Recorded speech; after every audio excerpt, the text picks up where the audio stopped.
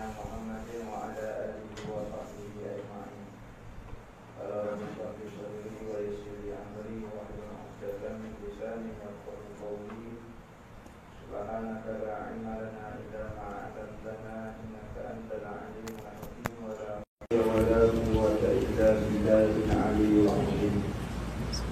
نويت التعلم والتعليم والتذكر والتذكير والنفع والانتفاع والإفادة والاستفادة والحث على التمسك بكتاب الله وسنة رسوله والدعاء إلى الهدى والدلالة على الخير ابتغاء وجه الله وقربه وثوابه سبحانه وتعالى. اللهم إني أسألك علما لدني ومشربا صافيا يا وهب يا غني. قال المؤلف رحمه الله تعالى ونفعنا به وبعلومه في الدارين آمين. ربي يسر ولا تعسر وتمم بالخير ولا حول ولا قوة إلا بالله العلي العظيم. أما بعد السلام عليكم ورحمة الله وبركاته.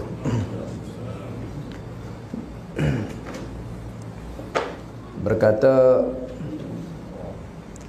Al-Imam Abu Isa Muhammad bin Sawrah At-Tirmizi di dalam kitab dia Syama'il Muhammadiyah, yang mana ambo sebut dah kitab Syama'il Muhammadiyah ni asalnya merupakan juzuk yang terakhir daripada kitab Sunanut Tirmizi.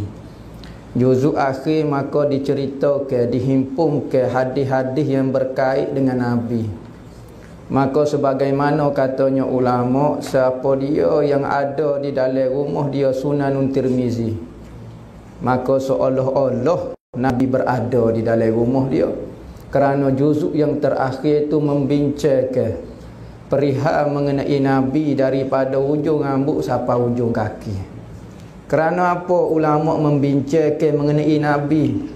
Kerana takut kita mimpi mari orang lain kat tokak kaki.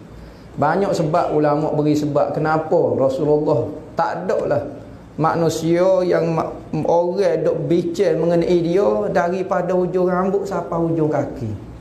Hebatlah setara mana manusia pun sekadar sebut ayat cerita dia lagu tu, tapi tak ada lagi orang siapa demo kecek rambut dia ada berapa orang, ubai dia berapa orang, tubuh jenis lagu mana, cara jalan lagu mana, tak ada lagi tokoh sehebat Nabi Muhammad. Sehingga disebut di dalam kitab-kitab agama, di kitab-kitab hadis mengumpulkan bentuk tubuh Nabi. Tak ada lagi tokoh manusia dibahas secara detail setara ni sopo Nabi Muhammad.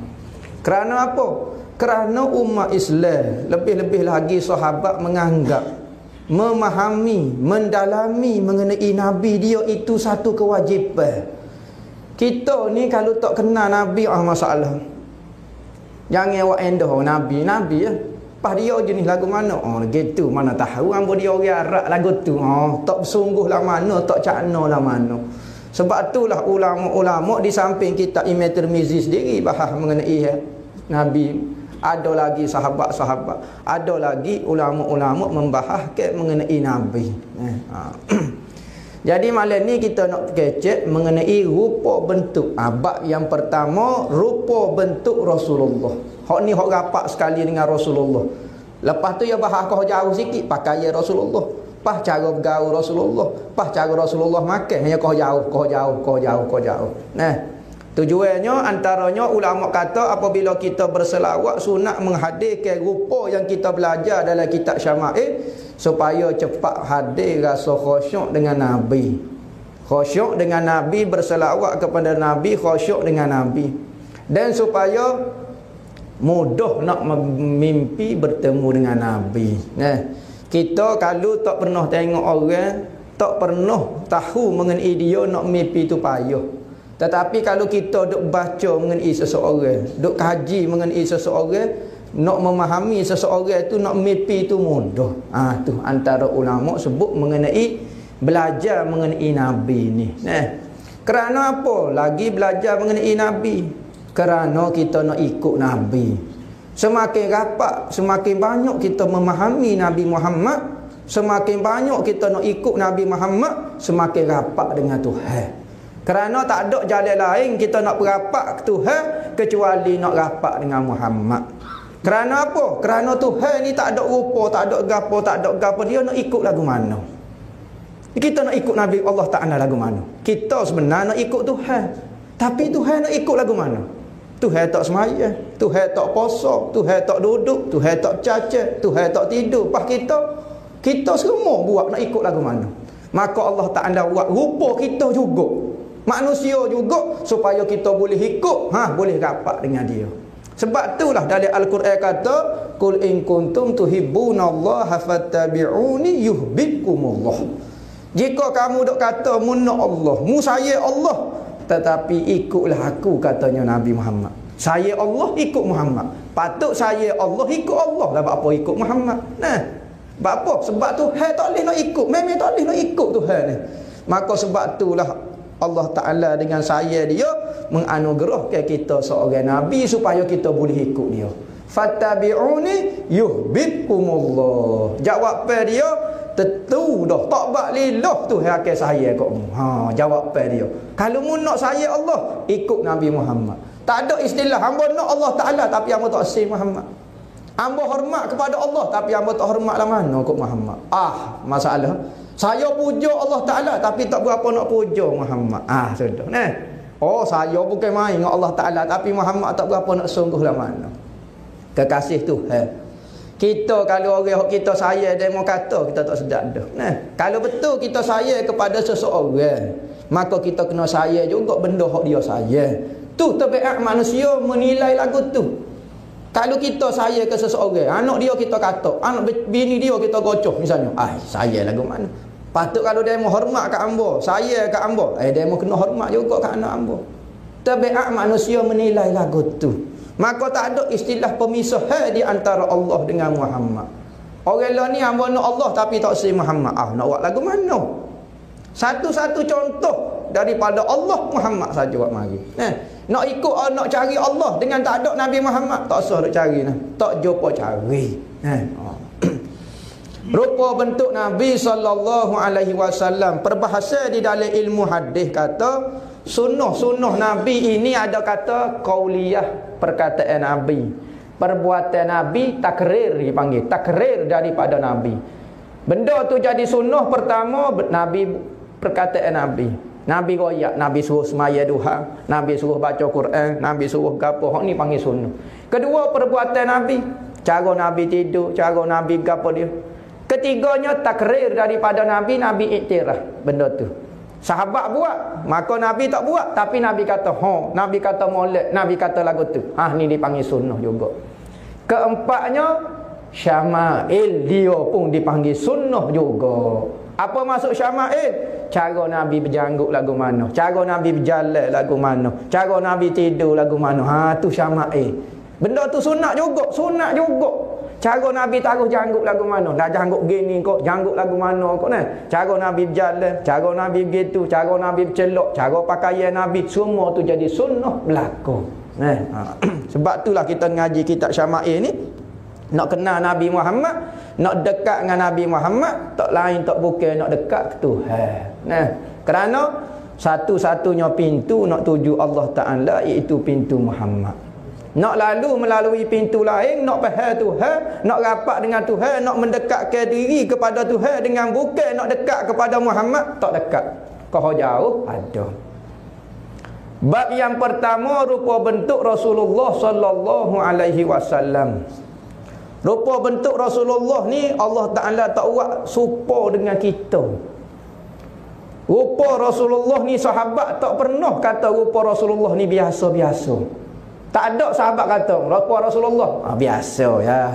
Tak ada lagi mana-mana hadis meriwayatkan Rasulullah ni biasa ya. Tak ada sahabat kecek lagu tu. Semua akan mengatakan Rasulullah ni masya-Allah.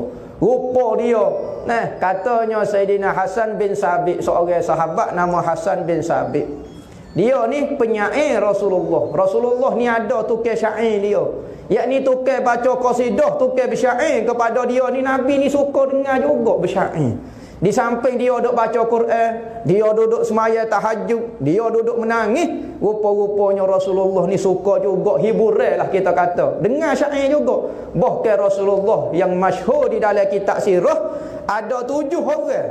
Ada 7 orang penyair Nabi. Rasulullah kalau nak pergi jalan, dia akan panggil seorang bawa je pala rombongan.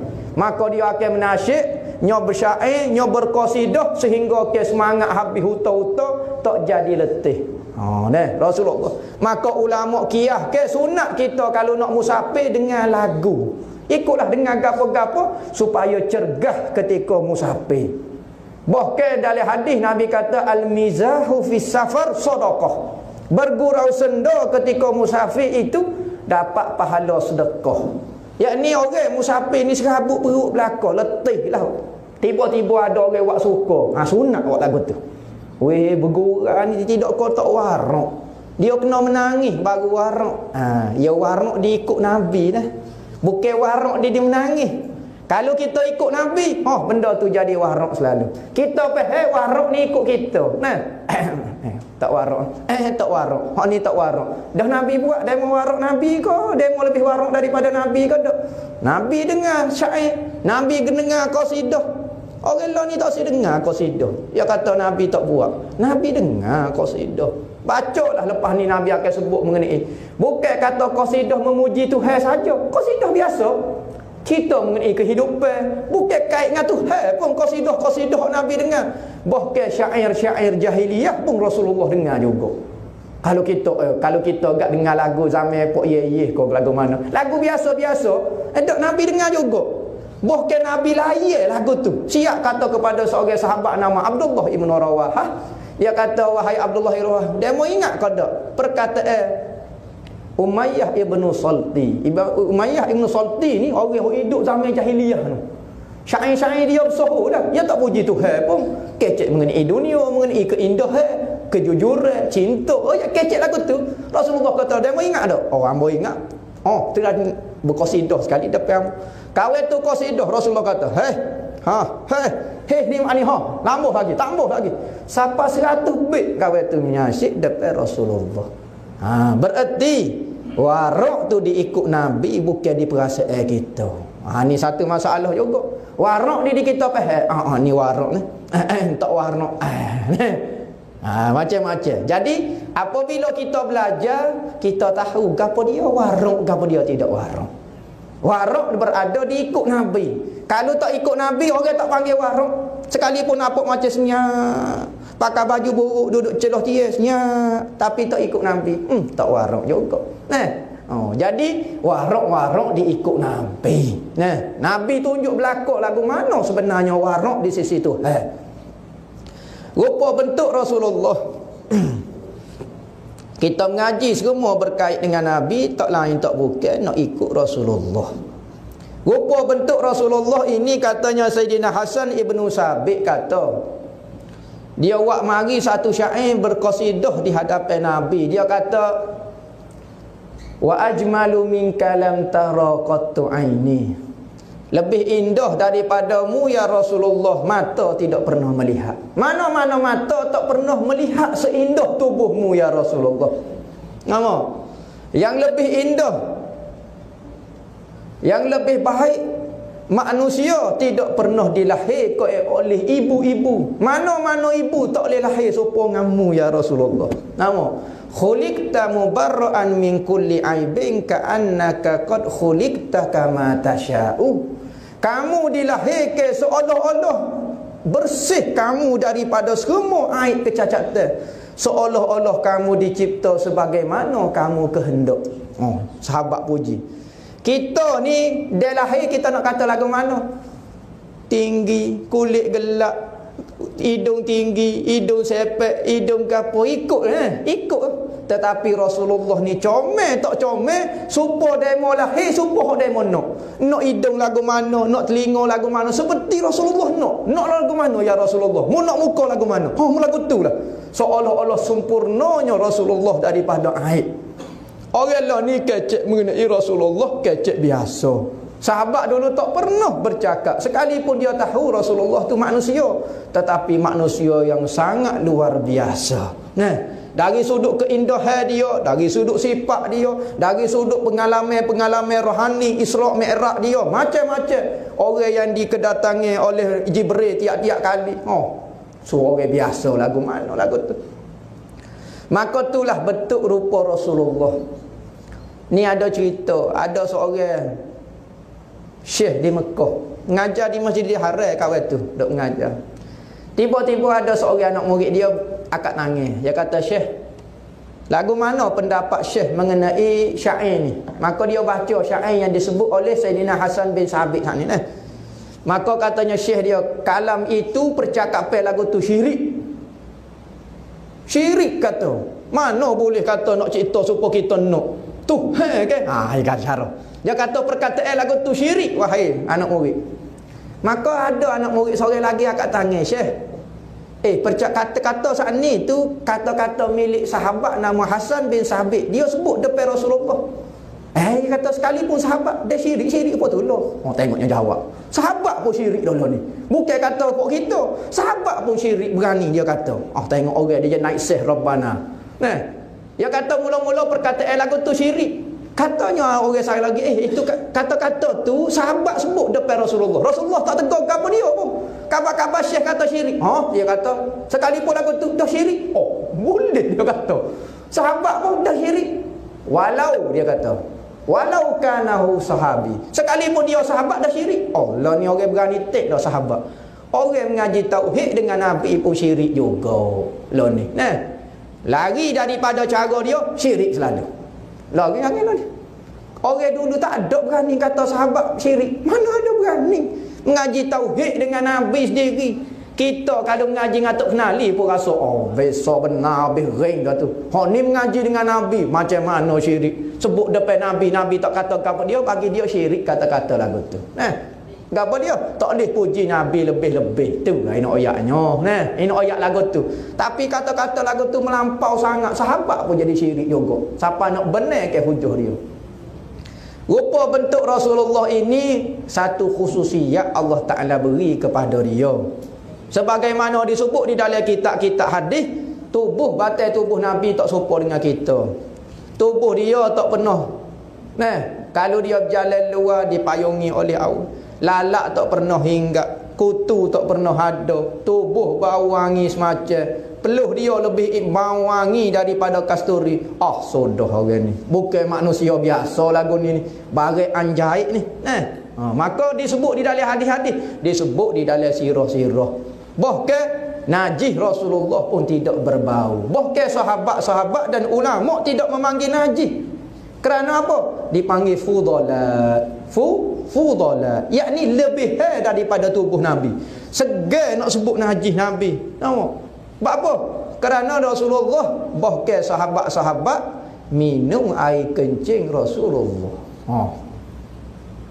Kalau kita masalah, ada seorang ulama nama Syekh Nawawi Banten, mengarang yang syarah dalam kitab Nailur Rajat, dia syarah kepada matan Safinatun Najat. Katanya dia, air kencing Rasulullah ni, kata-kata dia ni, lebih bersih daripada solat-solat kita. Air kencing Rasulullah lebih bersih daripada sembahyang kita. Dia kata tu. Gamuk demo kiyah. Ambo semaya dengan air kencing Rasulullah. Beramuk demo. Air kencing Rasulullah lebih bersih daripada sembahyang kita yang penuh dengan noda dan dunia. Tu berani ulama siapa kecek lagu tu. Tu rupa bentuk Rasulullah. Daripada An Rabi'ah bin Abi Abdurrahman an Anas bin Malik annahu sami'ahu yaqulu kana Rasulullah sallallahu alaihi wasallam laisa bitawilil ba'in. Berkata Rabi'ah bin Abi Abdurrahman bin Anas bin Malik, sesungguhnya mendengar ia Anas bin Malik berkata. Anas bin Malik ni khadam Rasulullah. Apabila Rasulullah sampai ke Madinah, Rasulullah duduk di Mekah 13 tahun.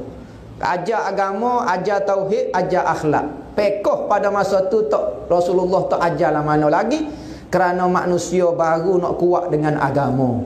Sebab itulah pentingnya kita kalau nak mengajar agama, kena wi tauhid berat dulu dan wi akhlak dulu. Lepas tu baru nak ajar hak ni haram, hak ni sunat, hak ni gapo. Kerana manusia kalau dia tak kenal Tuhan, orang kata haram ya lawan supaya tolong. Dia jadi nak canggah tu lebih. Maka Rasulullah cara dia mengajar, dia ajar dulu kemah dengan Allah Taala dulu, ajar perangai juruh dulu, baru hak ni tak boleh. Sebab apa tak boleh? Tuhan marah. Tuhan marah tak apa. Hamba faham. Lah ni kita kata Tuhan marah. Siapa dia Tuhan? Oh, nya canggah boleh. Muka dia tak kenal. Sebab tu kena wi penerangan pengajian mengenai Tuhan dulu. Biar dia kenal dulu, mudah kita raya. Tuhan suka lagu ni. Tuhan suka kau buat lagu ni. Allah sukanya lah hamba. Ya biar. Tapi kalau dia tak kenal, royaklah gajah rimau berok serati pun, nya lawan supaya tolong. Maka Rasulullah 13 tahun duduk di Mekah. Lepas pada Rasulullah berhijrah ke kota Madinah, maka mari ibu kepada Anas bin Malik. Bawa Saidina Anas bin Malik pada masa tu usia dia baru 10 tahun. 10 tahun. Sahabat mak dia mari temu dengan Rasulullah. Dia kata, ya Rasulullah, ni anak hamba, nama dia Anas. Ambillah buat anak akak kau buat khodam cara kedemu. Jom ikutlah. Jom pergi selipar kau. Orang zaman dulu kan wagi kau tok guru, wagi kau gapo. Zaman Nabi paling mulia sekali. Maka sahabat berkerumun buat bagi anak, suruh khidmat pada Rasulullah. Ada sahabat pegang kayu siwak Rasulullah. Pegang kayu siwak Rasulullah. Rasulullah tak pegang. Kayu siwak kalau kita pegang sendiri. Tak sahabat nak ambil berkat Rasulullah nak khidmat. Jom pegang. Ada pergi selipar. Kalau kita tak buat tu ya selipar, apa nak pergi? Ada buat selipar. Pergi bubuh dalam sarung baju, bubuh dalam baju. Takut orang curi selipar Rasulullah. Takut orang curi kau lagu mana? Pergi selipar. Tanya Rasulullah nak turun. Hungga pergi depan letak. Pergi kaki Rasulullah surung. Anak-anak sahabat dan dia sendiri pun sahabat. Pada masa tu Anas bin Malik baru 10 tahun. Dia kata hamba berkhidmat jadi khodam kepada Rasulullah ni 10 tahun. Siapa umur 20 Rasulullah meninggal, dia umur 20. Katanya semenjak hamba duduk khidmat dengan Rasulullah. Ni tradisi kita ni. Sebagaimana sahabat dulu berkhidmat kepada Rasulullah, maka kita generasi kita moga Rasulullah tak ada dah. Zaman sahabat tabi'in pergi khidmat ke rumah sahabat. Dia pergi cari sahabat pergi khidmat. Ikutlah pergi nyapu ko, pergi gosok baju ko. Maka zaman kita pergi khidmat ke tok guru. Mana-mana tok guru kita kata penuh orang khidmat rumah dia.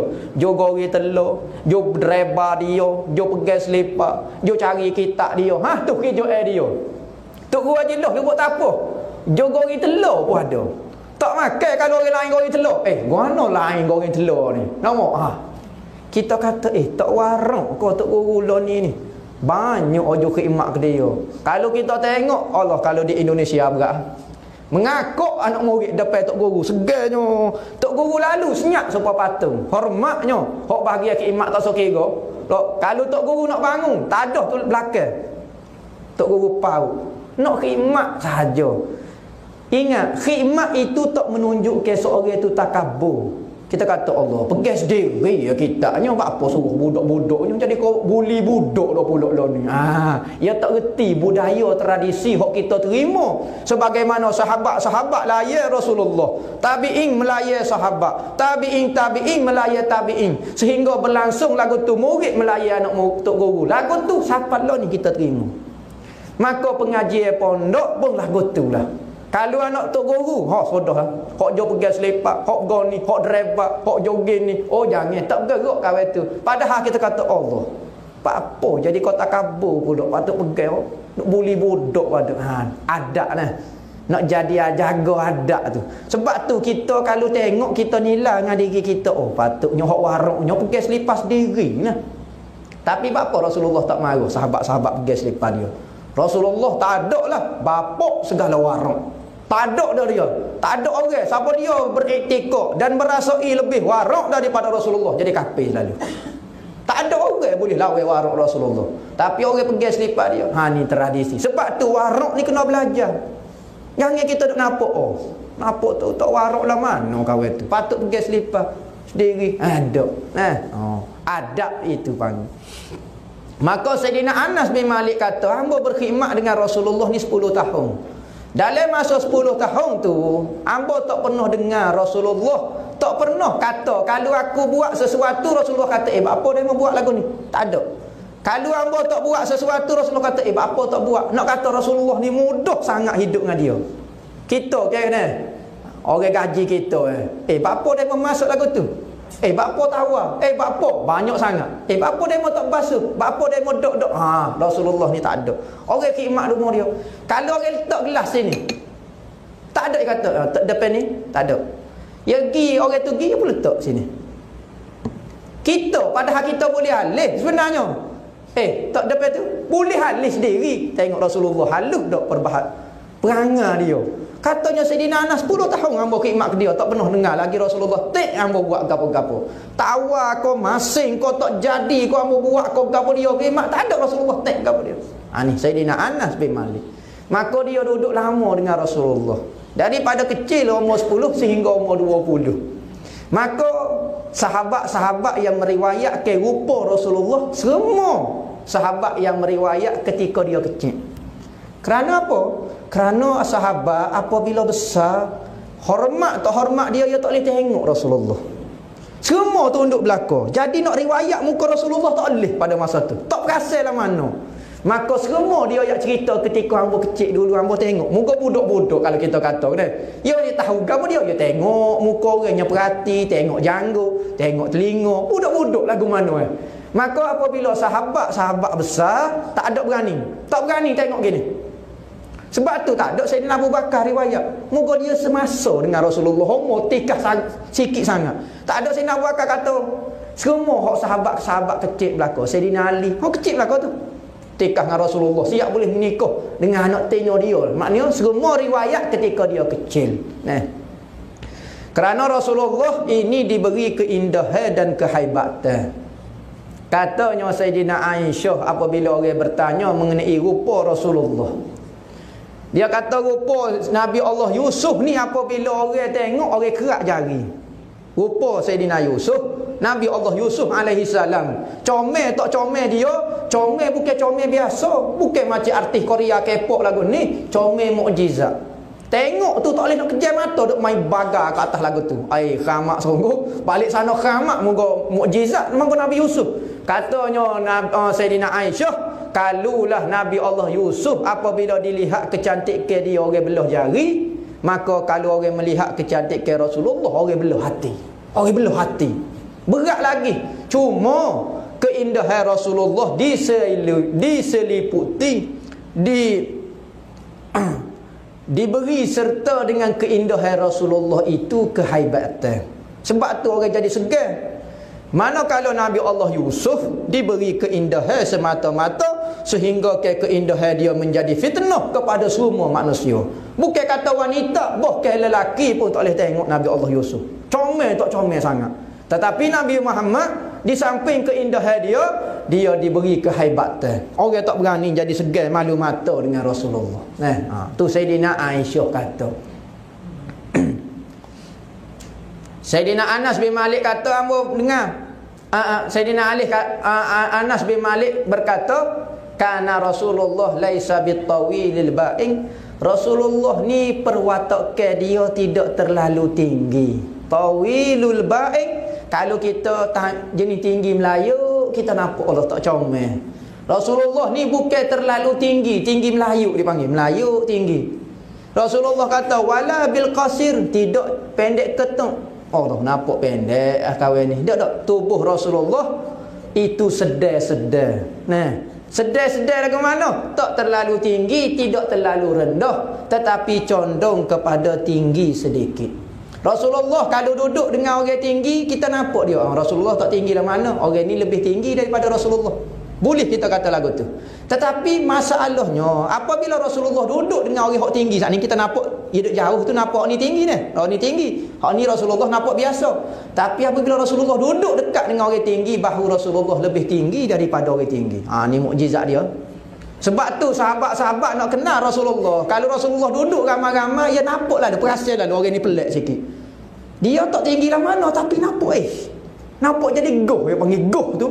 Nampak goh dia tu nampak tinggi lebih pada orang lain. Ni baru dia. Tetapi apabila dia berpisah, nampak Rasulullah tak tinggi sangat pula. Nampak kahwin ni pula tinggi. Ni khamak, ni mukjizat Rasulullah. Bukan khamak, ni pening pada kita ni. Nampak? Tu Rasulullah. Tubuh dia sedai-sedai lagu tu, tidak rendah dan tidak terlalu tinggi. Ni katanya Sayyidina Anas. Wala bil abyadil ahmar amhaqi. Dan tidaklah Rasulullah itu putih melepok seperti opera Cina tu. Putih pucat. Rasulullah ni bukan putih tersangat putih seperti kulit kerang, bukan. Rasulullah ni putih kemerah-merah. Yakni putih-putih comel lah, putih kemerah-merah. Masyraq bil ahmar, masuk ke merah-merah sedikit. Orang kata kulit orang Syria lah ni. Sebab orang Syria ni makruf kulit comel. Bahkan dapat jolokkan orang Syria ni kulit Rasulullah. Orang gelar kepada orang Syria ni kulit Rasulullah. Dia sebelah Syam ni ada 5 negara. Atas pada Mekah ni dipanggil Syam. Syam ni tak ada dah zaman lah ni. Syam ni 5 negara. Dulu 5 negara ni panggil Syam belaka. Gapo dia negara tu? Syria, Jordan, Palestin, Lebanon, Iraq sikit. Ni 5 negara ni dipanggil Syam dulu. Kalau kita kata pergi berniaga di Syam, 5 negara tu. Ya orang Mekah ni, ya time musim sejuk, dia uyukah. Dia turun ke bawah ni. Ke bawah ni sebelah Yaman, Oman. Kalau pergi musim panas cari nyakit musim Yaman. Yaman ni kalau time musim panas dia 50 darjah Celsius, separuh masuk. Siapa dia lah gelenya nak pergi. Jadi orang pergi nego di Yaman ni musim sejuk saja. Musim panas dia akan naik ke Syria. Apa dah? Rihlat asy-syita'i was-sayf tu, apa? Tak ingatlah, yang mana tak ingat. Ayat kau? Li ila fi Quraisyin ila fihim rihlat asy-syita'i was-sayf. Perjalanan rihlah daripada musim sejuk dan musim panas. Musim panas dia pergi di Syam, musim sejuk pergi ke Yaman, sebelah Yaman. Sebab itulah orang-orang Syria dipanggil apa dah kawasan Mediterranean.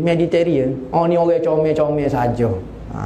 Kulit putih ke merah-merah. Bukan putih lasak, bukan putih pucat, bukan putih kuning. Dak kulit Rasulullah putih ke merah-merah. Rasulullah kalau duduk tempat panas supaya udai kena bakar. Jadi kulit nampak macam sawo mata. Macam sawo mata tempat kita kan. Kalau orang cerah, kalau pergi duk main tempat panas, dia akan jadi kulit jadi merah lagu ni. Merah, jadi sawo mata. Sebab tu dalam setengah riwayat kata Rasulullah ni kulit sawo mata. Sawo mata ni bukan cerah. Bila ketika dia main panah, Rasulullah ni taing pergi perang, taing buat kerja, maka duduk tengah panah, maka kulit dia jadi hangus merah lagu tu. Maka jadi nampak macam koko lagu tu, jadi sawo mata. Taing duduk tempat teduh, taing tak buat kerja gapo-gapo, kulit dia bersinar. Bukan kata putih ke merah-merah, bersinar dah pula. Bersinar kulit Rasulullah. Bersinar ni kiasai sahaja. Kiasai apa? Sayyidina Aisyah kata, satu kali aku duduk tengah jahit dalam bilik Rasulullah, Sayyidina Aisyah jahit. Apabila jahit, mari angin tepuh liling lah, tepuh lapu. Mampu, terkejut Allahu Akbar, jatuh. Apa dah? Jarum rambut ni jatuh atas latar. Hamba pun gagal lah nak cari jarum. Tiba-tiba Rasulullah masuk ke rumah hamba. Masuk. Selok sidar lah. Nampak? Selok tirai tu. Maka cerah tak cerah muka Rasulullah. Nampak jarum. Bukan kiasai kecil lagu tu. Kau kiasai lagu tu? Kiasai lagi tu. Dok jumpa cari jarum. Ayat dulu petak lagu tu. Rasulullah masuk dalam bilik. Rasulullah tarik sidar kain lasik. Cerah jumpa jarum. Bukan kiasai dah tu kecil. Jadi Rasulullah ni insan mukjizat. Jangan mudah-mudah bercakap mengenai Rasulullah. Sahabat-sahabat kita tengok tak pernah lagi sahabat melayan Rasulullah seperti insan biasa. Pelik layan-layan Rasul sahabat-sahabat ni. Rambut dia berebut, peluh Rasulullah orang kutip. Rasulullah tengah tidur, sahabat pergi kutip. Kutip ke apa dia? Kalau manusia biasa pergi kutip peluh Rasulullah pula. Pelik sungguh kata. Rasulullah duduk sambut dengan kepala, jamuh atas muka. Semua atas muka. Manusia biasa orang ambil air liur dia lagu tu. Bukan manusia biasa. Tu perbuatan sahabat dengan Rasulullah. Rasulullah tak pernah tegur perbuatan ni, dan Rasulullah tak pernah kata jangan melampau lagu tu ke jadi puja, ke jadi syirik pula kan. Tak ada Rasulullah kecek lagu tu. Bahkan Rasulullah tak ada kata kepada dia. Rasulullah biar saja. Kalau benda tu membawa kepada syirik, mengambil berkat dengan Nabi, kau kesal-kesal Nabi tu syirik, petang hari lagi Rasulullah. Rasulullah tak rela umat-umat dia duduk dengan syirik lagu tu. Rasulullah paling sensitif sekali kalau buat syirik. Ni kita lebih sensitif pada Nabi. Hok Nabi tak larang, kita larang. Takut jadi syirik. Nabi tak larang kan? Kalau Nabi tak awal-awal lagi Nabi larang benda tu kalau boleh membawa kepada syirik. Wala bil adam, Rasulullah tidak hitam. Bahkan jadi kafir seseorang kalau menyatakan Rasulullah tu kulit gelap. Kerana apa? Kulit gelap ni bagi manusia itu adalah aib. Dan tidak indah dipandai oleh manusia. Manakala bagi Tuhan, Tuhan tidak kulit putih, bukan kulit cerah. Nama kita kata Tuhan ni gelap ke cerah? Cerah kali. Cakap gelap mesti comel cerah. Tak boleh. Sebab apa? Sebab Tuhan ni bukan berwarna. Kulit cerah, kulit gelap ni sifat makhluk. Maka Nabi Muhammad ni makhluk. Maka kena letak warna yang paling indah sekali, itu warna cerah. Tak boleh gelap warna gelap. Tak ada. Warna cerah Rasulullah ni. Wala bil ja'dil qatat, Rasulullah rambut dia tidak kerinting. Kerinting Maggi. Ja'dul qatat ni gini. Tarik tu kering macam talipu lagu tu. Kering. Hak ni rambut Rasulullah tidak keriting murta lagu tu. Wala bisabti, dan rambut Rasulullah tidak lurus straight gitu. Macam rambut Cina lagu tu. Straight lagu tu. Dak. Rambut Rasulullah bukan keriting dan bukan straight. Semua rambut pattern lagu ni tak comel. Ya comelnya rambut Rasulullah ini ikal maya. Yakni rambut berombok. Ika kita panggil ika. Ni comel. Rambut paling comel sekali rambut ika. Dia jadi gembok molek rambut ni. Keriting dak, straight dak. Straight ni nyakit sebenarnya. Straight rambut halus pula menandakan orang tu kurang zat. Yang moleknya rambut kasar dan tebal dan warna hitam. Hak ni menunjukkan orang gagah dan banyak zat. Nabi ni rambut dia hitam pekat. Ketika dia muda lah. Apabila dia tua ada dah kesai-kesai ubah sini sikit Rasulullah sini sikit Rasulullah. Ada lebih kurang 20 helai ubah. Ada riwayat kata tak banyak ubah Rasulullah. Rasulullah ni suka pakai minyak. Kalau Rasulullah pakai minyak, maka rambut dia nampak kemas, tak nampak ubah lah mana. Hanya ubah besar macam 20 helai. Sahabatnya kira 20 helai. Hak tu ulama duk pening. Lagu mana sahabat lepas ni dia riwayat ubah Rasulullah 20 helai. Nyo kira kita kata tak ada lah manusia ubah dia orang kira. Tak ada lagi tokoh dunia misalnya Albert Einstein lah kita kata orang hok soho orang bijak. Tak ada orang kira rambut dia cemuk mana. Gini tak ada lagi. Tapi Nabi ubah dia orang kira lagi. Macam mana sahabat kita ubah dia? Nak tanya selalu dah. Lagu mana? Nabi kata sahabat kata 20 lah. Ada riwayat kata 14 lah. Ada kata 18 lah. Ada kata hangpa nampak banyak, nampak setopong. Lagu mana? Ulama kata Allah Ta'ala wi kelebihan kepada sahabat-sahabat boleh kira ubah. Kerana apa? Kerana begitu prihatinnya sahabat dengan Rasulullah. Kita ni kalau cakna sangat kepada seseorang, kita duk perhati semacam dia. Kita sebut dah. Sahabat-sahabat ketika dewasa dia tak boleh tengok Rasulullah. Semua cerita-cerita ni mengenai ubah ni ketika dia muda. Duk tengok budak-budak lagu mana Nya perhati duk tengok rupa telinga dia lagu mana, cara duduk dia lagu mana, tubuh lagu mana. Janggut pun boleh kira. Ada ulama kata Allah Ta'ala wi kelebihan kepada sahabat. Ni karamah dia lah. Karamah sahabat sehingga boleh mengira ubah Rasulullah.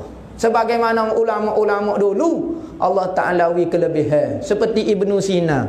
Ibnu Sina ni dia tulis satu buku nama Midat Sina. Midat ini ubat. Sina Ibnu Sina, ubat Ibnu Sina. Dalam buku tu dia tulis organ-organ tubuh kita secara tafsir.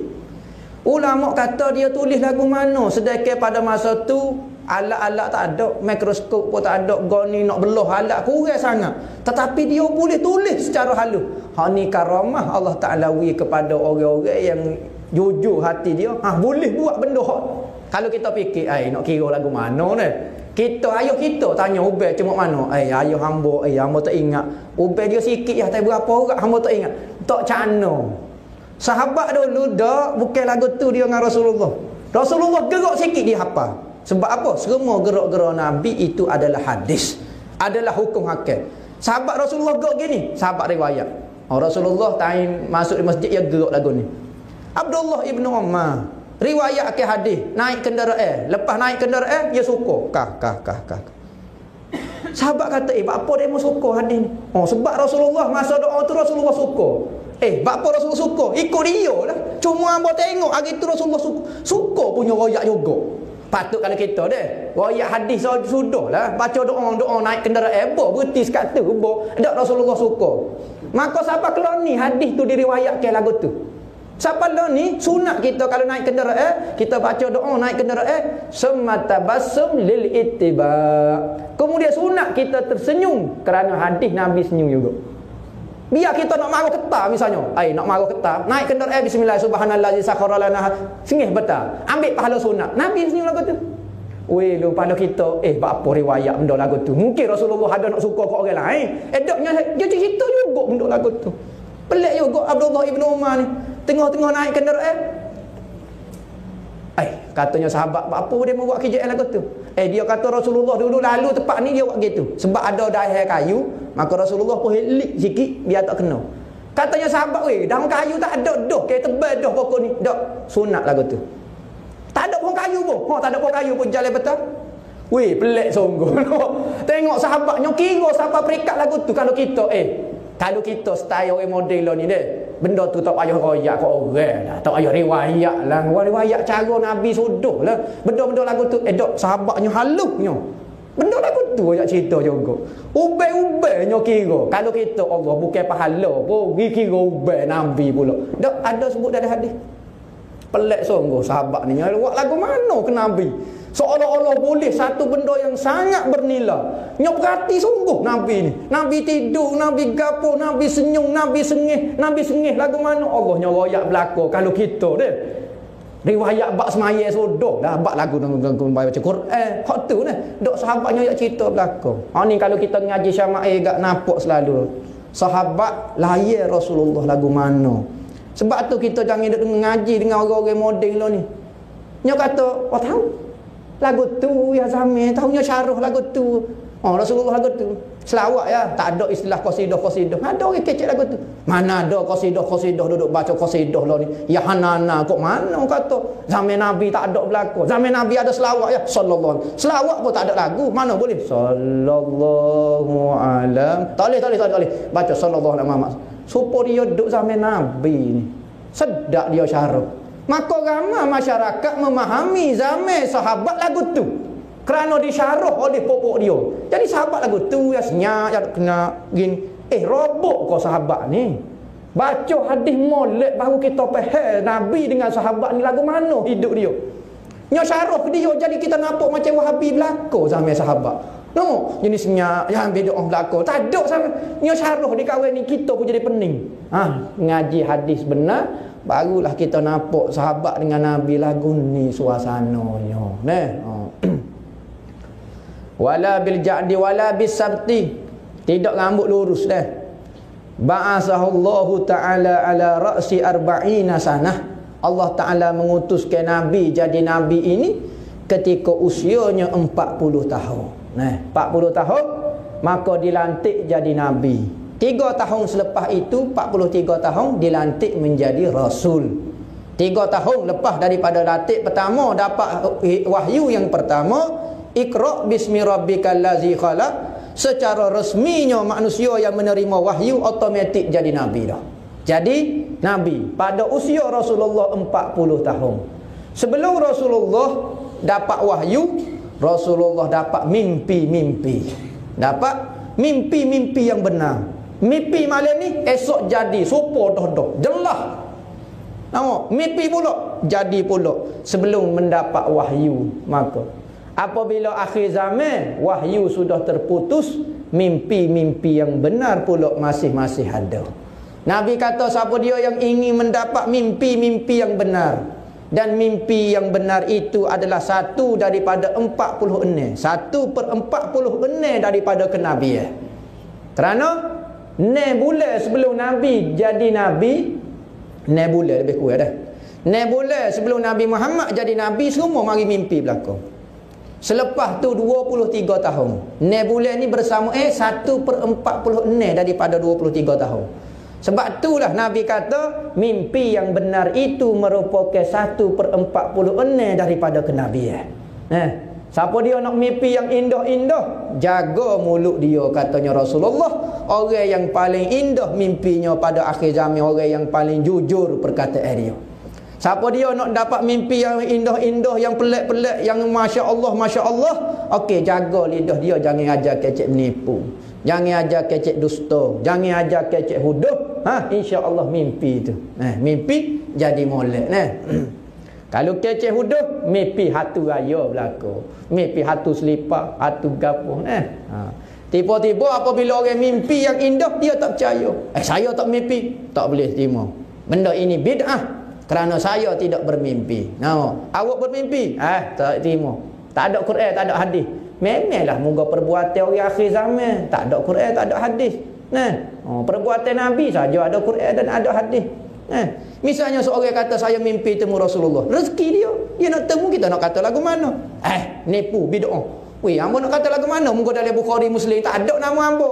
Kau nama film fulan telah mimpi temu Rasulullah. Berat lagu tu rezeki dia. Cuma zaman sekarang ni ramai orang mendakwa, menipu mengguna Nabi. Dia tak mimpi, dia kata guna nama Nabi. Sebab tu ulama berjaga-jaga masalah bermimpi ni. Bukan kata tak berlaku, tapi berjaga-jaga sahaja. Fa aqama bi Makkah 10 sinin. Rasulullah berada di Mekah selama 10 tahun. Kita ngaji 13 tahun. Apa Anas bin Malik meriwayatkan 10 tahun. Ni kaedah. Kita kena faham. Ni kaedah dalam ilmu hadis. Ingat, ilmu hadis ini kalau dia meriwayatkan mengenai biografi orang, cerita orang, sejarah, dia akan sebut secara ringkas sahaja. Ingat, ilmu hadis kalau dia kecek mengenai cerita ataupun mengenai perangai orang, bentuk orang, kau apa dia akan sebut secara ringkas. Maka nak tahu secara halus mesti kena rojok dalam bab masing-masing. Kalau bab sirah, rojok dalam kitab sirah, dia akan sebut secara tafsir. Sebab tu salah orang kalau berhujah dalam Bukhari tak ada. Cerita Isra' Mi'raj ni melampau, ni cerita ni pelik-pelik, halus sangat ni, tak pernah ada dalam Bukhari. Dia mau ngaji dok kaedah. Dalam hadis dia hanya sebut secara ringkas saja. Nak tahu secara tafsir kena rojok dalam kitab sirah ataupun kitab tarikh. Tak ada orang berhujah dalam hadis Bukhari, tak ada. Memanglah kaedah tu dalam ilmu hadis dia akan sebut secara ringkas ni 10 tahun. Patut 13 tahun. Manusia tabiat dia akan sebut secara ringkas. Kita ada pitih Seria 25 sen. Dia mau kata dia mau ada pitih tak? Ada Seria. Seria 25 sen. Orang tak sebut 25 sen. Biasanya orang akan sebut nombor genap, nombor ringkas dia panggil. Tu cara periwayatan hadis tak jadi hujah dalam bab nombor. Dalam bab nombor, dalam bab gapo dia, bab biografi, bab sejarah, kena rujuk dalam kitab dia. Sebab tu orang kata, dalam Bukhari tak ada ni. Dalam kitab sirah ada. Kena rujuk kitab sirah. Munggu tu bidai dia dah. Maka dia hok sebut secara tafsirnya. Maka salah kau Sayyidina Anas bin Malik, dak dia sebut secara ringkas. Yakni 13 tahun. Cuma dia sebut 10 sini, riwayat ahli hadis memang sebut lagu tu. Wabil Madinati 10 sinin, dan Rasulullah berada di Madinah pula 10 tahun. 10 tahun Rasulullah duduk di Madinah. Wa tawaffahullahu ala ra'si sittina sanah, dan Rasulullah dimatikan oleh Allah Taala pada permulaan umur 60 tahun. Hak muktamaknya 63 tahun. Tetapi kita sebut dah nombor kecil tidak disebut, nombor kasar saja disebut. Nama kedok debat. Ni tak ada hadis Rasulullah umur 63, ni umur 60, ni hadis ni.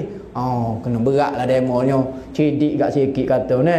Kitab-kitab sirah. Rojok kitab sirah lah, kitab hadis secara kan. Hadis hanya sebut secara ringkas sahaja. Laisa fi ra'sihi wa lihyatihi 20 sya'ratan bayda. Dan ketika Rasulullah umur 60 tahun itu, tidak ada di kepala Rasulullah dan di janggut Rasulullah lebih daripada 20 helai rambut putih, itu ubah. Jadi sahabat dia kira. Maka ada riwayat kata sahabat Rasulullah yang berubah sini. Sini sikit. Patut sini sikit. Tu Rasulullah berubah. Tak bukan putih Rasulullah. Bukan kata putih macam sang rajuna apa semua macam orang khamat, orang berapa dia. Rasulullah ni gelap lagi rambut dia. Cuma hitam sikit je. Sini sikit patut ni. Rasulullah ni rambut dia belah. Apabila dia belah ni, ni tepat ni berubah sini sikit. Maka kalau tanya dia warna ke rambut dia, warna merah ke warna kuning ke Rasulullah, maka tak nampak ubah dia. Maka sunat kita kalau ubah, sunat warna ke dengan warna merah bagi orang alim, warna kuning bagi orang biasa. Warna kuning kan nampak pelik. Nu tradisi orang Arab. Kita orang Melayu nampak pelik. Moga Nabi orang Arab kata warna kuning orang biasa, merah bagi alim ulama. Sebab tu kita tengok orang alim, rambut dia ada warna merah. Dia bukan nak style budak-budak rambut merah pang tu, bukan tu. Hak tu mengarut kursi koda. Sunat bagi orang alim, warna jangan biar jadi warna putih. Warna putih kata warna putih nampak ganas sikit. Nampak macam ganas, nampak macam Santa Claus kau gapo dia. Tak. Sayyidina Abu Bakar apabila dia bawa ayah dia, akhir lepas pada pembukaan kota Mekah apa, Sayyidina Abu Bakar bawa ayah dia, Abi Quhafah. Bawa Abi Quhafah mari jumpa Rasulullah. Mari masuk Islam. Sokor Sayyidina Abu Bakar, Allah lah. Sokornya hamba, ayah hamba akhir sekali masuk juga Islam. Hari akhir tu Rasulullah zaman akhir dah duduk di Madinah. Mari tu Abi Quhafah ni, ayah kepada Sayyidina Abu Bakar ni, putih lepok lah. Maka Rasulullah kata, ghayyiru haza wa jannibis sawad. Tukar sikit warna rambut tu. Nampak Rasulullah tegur. Dan jangan guna warna hitam. Maka ke mana? Ya buat warna merah ataupun warna kuning. Sunat kita pakai hina di rambut, di janggut ataupun di rambut tutup warna hubal. Sunat lagu tu. Tak sih, hamba minat warna putih. Logi, tak ada masalah. Benda sunat sahaja. Ni kayak kepal. Merah ke kuning, hijau tak ada dah. Gerai setara mana nak warna hijau ke warna biru tak ada. Warna merah dan warna kuning sahaja. 20 ada satu riwayat. Warna lain ada riwayat lain pula, ada kata 14, ada kata 18, ada kata setopok. Ni biasalah. Sahabat-sahabat kadang-kadang tengok rupa Rasulullah 14. Tengok 20 pula, ya kau banyak. Maka sahabat akan meriwayatkan menurut situasi dia dah. Dia tengok pada masa tu hangpa tengok 14. Lepas tu salah kau sahabat meriwayatkan 20. Masa tu hangpa tengok 20. Jangan duk baloh kaedah dia. Ilmu hadis ni selagi mana kita boleh hipung, kena hipung riwayat dia. Wak mari 10 pun kalau bab ubah, kita kata dia tengok mana masa tu 20, nak kata mana? Cakap sama semacam. Maka tu cara baca kitab hadis. Jangan kata jumpa hadis putih, lain salah belaka. Jangan. Ada gege gepa tu Nabi tak makan air, bid'ah makan air. Kejutkan je tu email duk mengajar lagu tu. Jangan makan air, hukum dia bid'ah, Nabi tak makan air. Apa? Air Nabi makan. Siapa dia kata bid'ah? Nabi makan air. Dalam kitab ni ada sebut Nabi makan air. Ni makan bid'ah. Dia kata makan kambing. Padahal dia beri kambing. Hadis yang kedua, wallahu alam. Jadi hadis pun jadilah. Lepas angin. Coti orang ni. Kita duk mari mengaji. Orang ni mesti coti. Ni tak mari nak mengaji lah mana. Ada soalan ke?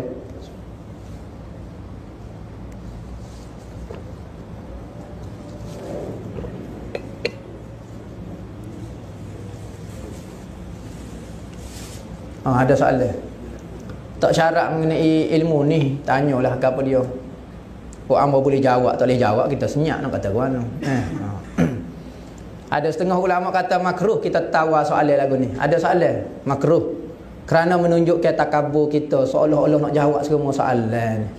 Tetapi pok kita kalau tak buat gitu senyap, duk main senyap, duk nusuk celah dia. Lepas tu duk main skok sebut sore, kelik duk main skok sebut kat atas basikal rebah sore. Apa Allah tak boleh soalan nak tanya sat ni. Gerai, ya duk main ai. Duk main duk mikir sore. Nampak, dia pelepah angin puak selalu nampak tanya soalan. Kelik di rumah tak boleh tanya, dak cik abang dia kau tanya bini tak boleh dah nah.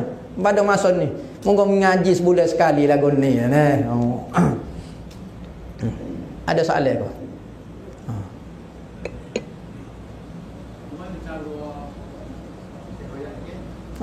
Cara kau dia?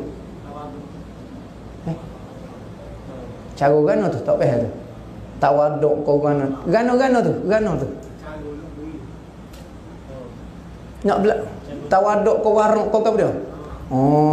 Gini. Sifat waruk dan sifat tawaduk ni kena belajar. Belajar kitab ni ada sebut lepas ni. Hari belakang tu bab sifat tawaduk Nabi. Tetapi ada satu ilmu khas bahas mengenai belajar sifat-sifat dipanggil. Sifat mahmudah belajar, buat sifat mazmumah dipanggil ilmu tasawuf. Maka dari ilmu tasawuf bahas secara mendalam mengenai nak belajar sifat waraq ni. Waraq ni setiap benda ikut Nabi tu waraq, bukan ikut perasaan kita. Kita baca Quran. Bismillahirrahmanirrahim. Pakai baju buruk rasa waraq. Tu bukan waraq. Ada setengah tu pakai baju buruk tapi rasa dia paling bersih sekali. Ambo paling warak sekali. Tok pakai baju baru. Tak warak lah mana. Patut Tok kena pakai baju bitik sawa baru nampak warak supaya tok kenali sikit. Nampak warak. Dia pahal warak cara dia. Warak ni ikut Nabi sebenarnya. Macam-macam. Pas lagu mana? Tengok gapo dia. Tajuk gapo dia. Harta ko, bak pakaian ko, bak gapo dia. Sebab tu warak ni kena faham dia ni sifat hati bukan sifat zahir. Ada orang pakai baju yang sangat indah tetapi dia ni warak. Nah, katanya Sayyidina Ali apabila orang bertanya mengenai warak, zuhud, tomok. Gapo dia? Gak zuhud tomok ni gapo dia? Gak warak zuhud ni. Nah, katanya Sayyidina Ali, orang-orang tomok ini adalah orang yang tidak memiliki harta tetapi harta sudah ada di dalam hati dia. Dia ni tak ada miskin sesok tetapi cita-cita kalau ambo kaya, ambo nak beli kereta, ambo nak gapo. Hak tu orang panggil tomok. Manakala orang warak pula, dunia tidak ada di dalam hati dia sekalipun seluruh dunia ia miliki. Semua dunia belaka, harta belaka tapi tak ada masuk dalam hati dia. Kita sama duduk dalam hati dia. Sahabat dulu berbilion tak masuk dalam hati, duk tanya ya. Ni zuhud ni. Bukan kata orang naik kereta baru, orang naik kereta kaya, rumah besar, tak warak, tak zuhud. Kena faham tu sifat hati yang sebenar. Rasulullah tak suruh sahabat jadi miskin, tak. Rasulullah suruh ajar zuhud. Tu mazmum. Tu mahmudah. Maka ada tajuk-tajuk perbahasan dia. Bab ni zuhud ni lagu mana? Tengah perang. Gapo dia masuk zuhud ketika berperang, warak ketika berperang, ambil pisah jak orang. Warak lagu mana? Warak jangan jak orang. Patutlah kalau kita warak time perang, nak jak kita tak baik ke berdosa ke. Ada ke warak ketika perang lagu tu? Dak warak ketika perang ambil pisah jak orang mati. Tu warak. Tak tikai orang pula tak warak ketika perang. Lagu tu pula ambo nampak macam lari paceroh. Lari paceroh demo. Ambo warak tu. Patut demo tak tikai orang pun dok main kok bira ya. Padahal dia menakut. Tu warak ni. Jadi perbahasan dia kita belajarlah dalam bab tasawuf tu dia ada perbahasan tajuk warak. Ikut keadaan. Cuma nak sebutnya warak itu sifat hati, bukan sifat zahir. Cuma ulama-ulama nak mengajar anak-anak murid dia supaya bersifat warak, ditarbiyah. Ni cara dia bukan matlamat warak tu bukan matlamat warak pakai baju buruk. Dak bukan matlamat dia. Pak kita pakai baju buruk ni nak lahir ke perasaan suka dengan keadaan susah pun kita tak apa, baju comel pun tak apa, kenderaan mewah pun tak apa, kenderaan biasa nak ajar saja. Dia boleh dah sifat warak, naik jet pun tak apa. Naik helikopter pun tak apa. Tetapi kalau tak boleh sifat warak, bersikap pun tak boleh naik. Tak warak dah. Jadi ulama ajar saja dah. Tu bukan matlamat. Dia kata ada orang faham, pakai baju buruk tu warak. Tu cara saja. Kalau kita agak sare, orang tua panggil kalau nak buat akok, dia kena buat sare. Kalau kita nak buat akok, dia kena ada sare dia. Kita nak makan sare akok, kita nak makan akok sebenarnya. Ada orang bahas sare akok semaga tu. Kelekung, ada orang tak makan. Nama sare akok ni kita nak buat akok ya. Dia boleh akok orang tak makan, dah sare. Lagu tu lah. Tu warok ni sifat hati. Ada nak nanya kau?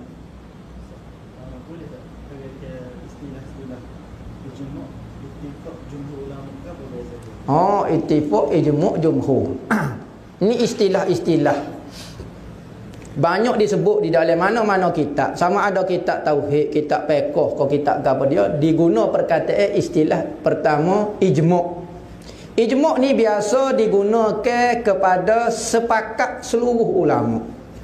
Ijmu' iaitu kesepakatan seluruh ulama tidak mengikut mazhab. Mana-mana mazhab. Apabila kita sebut ijmu', orang tak tanya mazhab Syafi'i saja. Tak. Semua mazhab. Dan ijmu' ini banyak bahagian. Pertama ijmu' soreh, ijmu' sukuti, ijmu' goni, ijmu' macam-macam ijmu' ni. Ijmu' soreh ni sepakat ulama pada masa tu menyatakan benda ni tak boleh. Contohnya, ni ijmu' ni, ijmu' sepakat. Ijmu' sukuti pula, ijmu' separuh ulama kata tak boleh, hak lain senyap, tak lawan. Ni ijmu' sukuti. Ijmu' sahabi seperti Sayyidina Umar. Apabila zaman pemerintah dia suruh semua sahabat hak semaya tarawih di rumah, mari semaya masjid belakang. Semaya buat 20 rakaat belakang seorang sahabat nama Ubay bin Ka'ab. Bawa semaya di rumah, mari semaya masjid belakang. Sahabat dulu semaya rata tarawih ni. Maka hak ni Sayyidina dipanggil ijmu' sahabat. Hak suruh Sayyidina Umar, sore habuk sahabat tak lawan. Berarti sepakat sahabat menyatakan tarawih 20. Dah sahabat setuju belaka. Apa kita ada buat lapar? Apa kita ada buat lapar? Buat lapar khilaf ulama selalu. Sama ada sah menurut Imam Syafi'i sendiri, kalau buat lapar tak boleh pahala tarawih, dapat pahala qiyamul lail sahaja.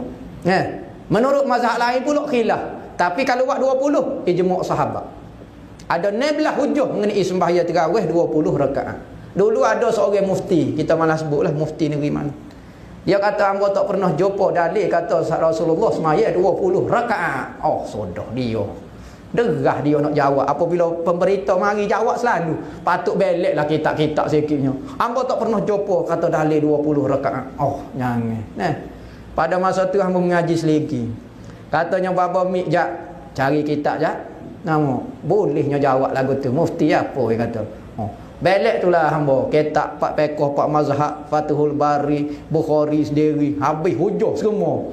Dalam 16 pendapat, 16 hujah dalil menyatakan 20 sahabat. Baca dah dia kawan tu. Ingat Pak Kelah ni hamba. Antara hujah dia ijmu' sahabi dia panggil. Sahabat sepakat pada zaman Sayyidina Umar tarawih 20 rakaat. Ada kata dok orang takut pada Sayyidina Umar pada masa tu. Sayyidina Umar ke backing, nya tapa dia kan. Maka sahabat ni penakut. Ya benar tak setuju, benar 20. Boleh nya kata lagu tu. Apabila dia tak temu hujung, nya kata sahabat penakut pada Sayyidina Umar pula. Sayyidina Umar ke backing. Kini kecek terbolah-terbolahnya nampak dia lah. Maka dia kata sahabat jadi takut pada masa tu pakat setuju belaka, pakat semaya 20 belaka. Ingat, sahabat ni bukan supopok kita. Kalau benda salah dia akan lawan selalu sahabat. Bukan nakut pahit cak kita. Bahasa nakut bangang pok kita. Tak sedut kira. Getok sikit. 10, 11, 12. Tak tahu ke mana dah. Sahabat lagu tu kau iman. Kalau benda salah Sayyidina Umar, dia tegur selalu. Sekalipun Sayyidina Umar bebas setara mana pun. Dia kata sahabat menakut sebab Sayyidina Umar backing. Bolehnya kata lagu tu. Pelik-pelik orang lain ni hujung. Tu ijmu'. Ijmu' ni sama ada ijmu' sahabat panggil. Sahabat masa tu ijmu'. Ijmu' siapa? Ijmu' tabi'in. Tabi'in ayat lagu tu Kedua dipanggil jumhur. Jumhur ni kebanyakan. Tak sepakat dah. Kebanyakan. Sama ada jumhur ini dalam mazhab ataupun daripada luar mazhab. Jumhur ulama kata lagu ni kebanyakan ulama. Sama ada dari kalau 4 mazhab, 3 mazhab kata lagu tu, so mazhab kata muka lain.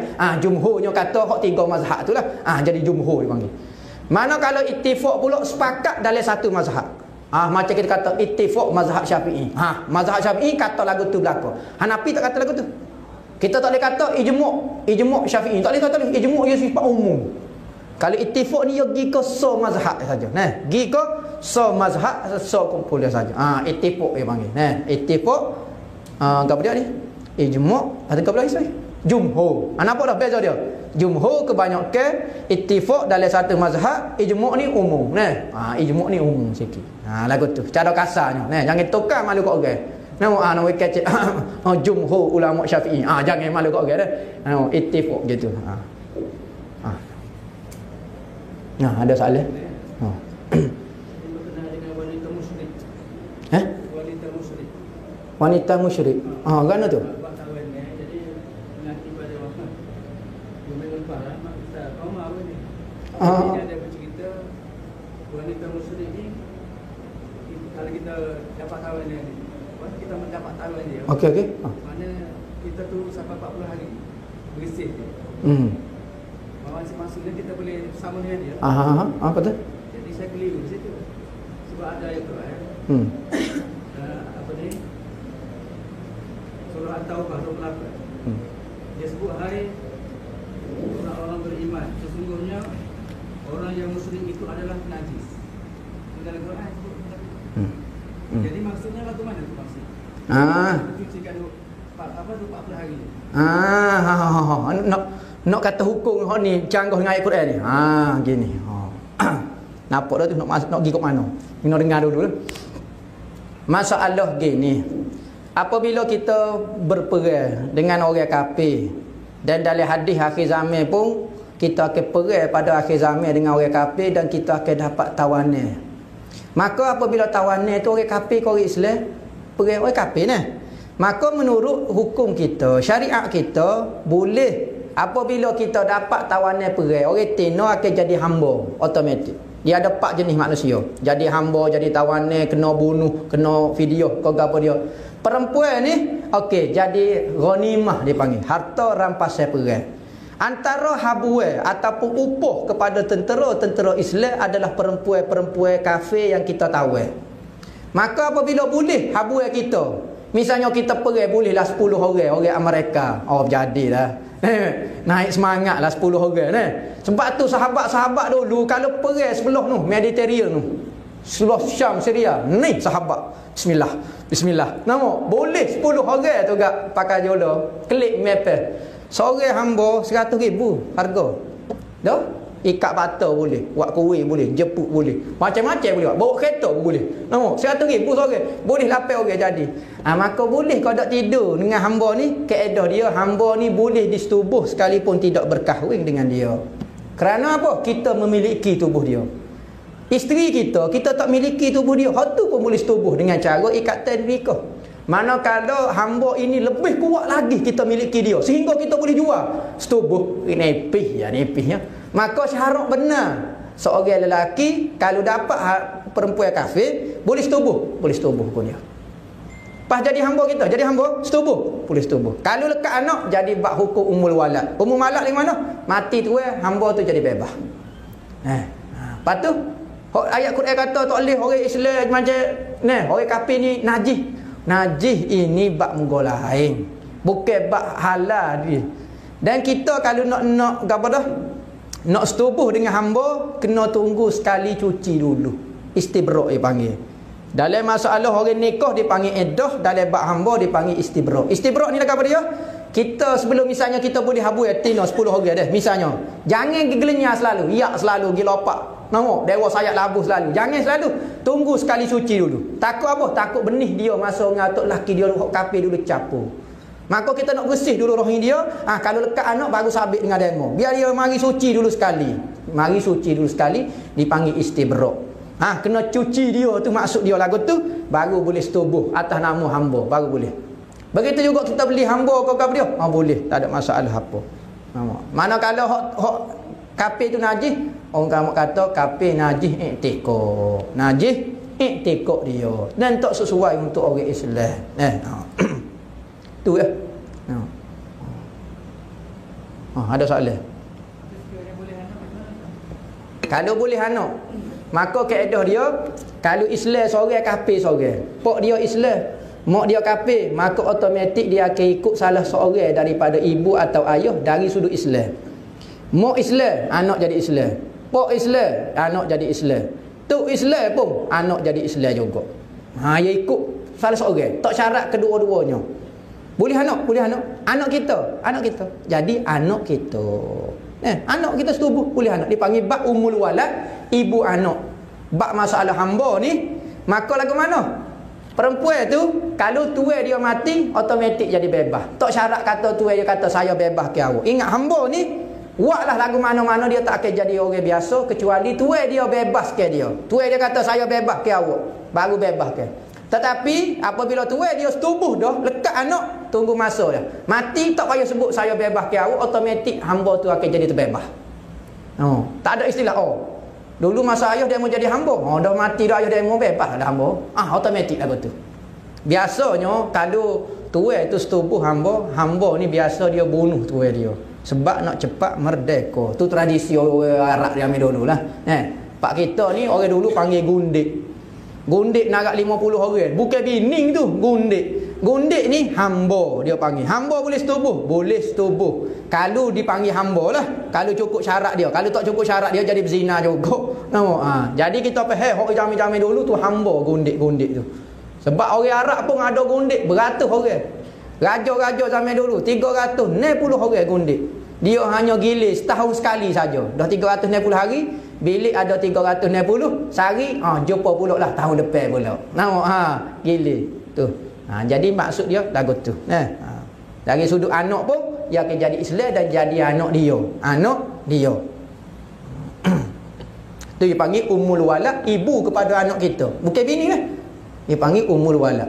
Dia hamba tak pernah nikah dengan dia. Lepas tu dia tu siapa dia? Ibu pada anak hamba. Ni anak hamba lah. Hamba setubuh dengan dia boleh anak.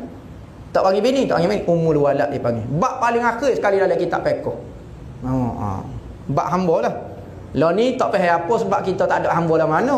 Cu terapa ke waktu pakat ngaji bab hamba belaka.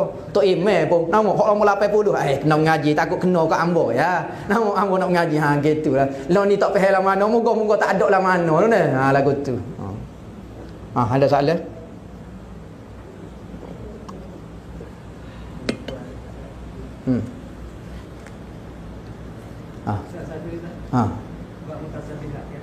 Mutasyabihat.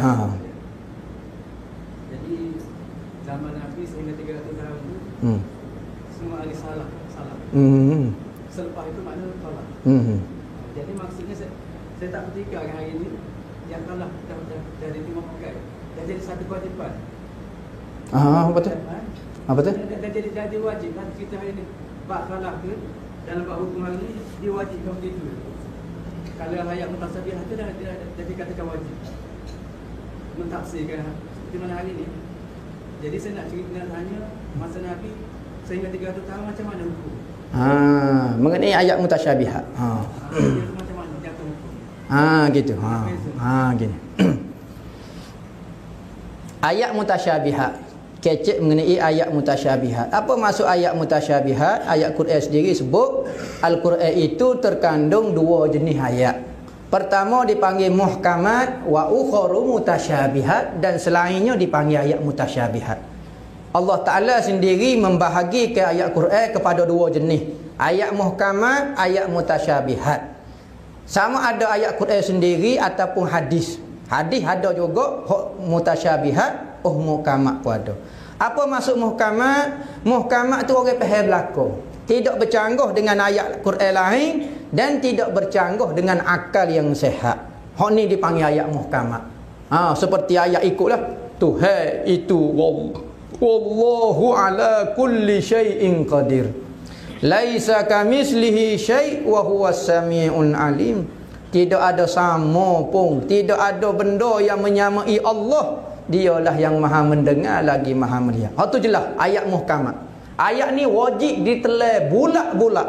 Wajib beriman, tidak ada sebagai pertikaian. Sebab jelas dah. Tak ada canggah dengan akal dan tidak canggah dengan ayat Quran lain.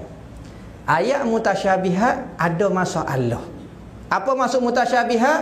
Ayat-ayat kesamaran. Ayat-ayat yang meragukan kesamaan Tuhan dengan makhluk. Nampak macam Tuhan sama pula dengan makhluk. Ayat ni jadi bercanggah. Bercanggah dengan apa? Ayat muhkamat. Dalam bab ilmu tauhid, ayat muhkamat menjadi hujah kerana dia tidak ada sebagai percanggahan. Sahabat pun faham lagu tu, kita lo ni pun faham lagu tu.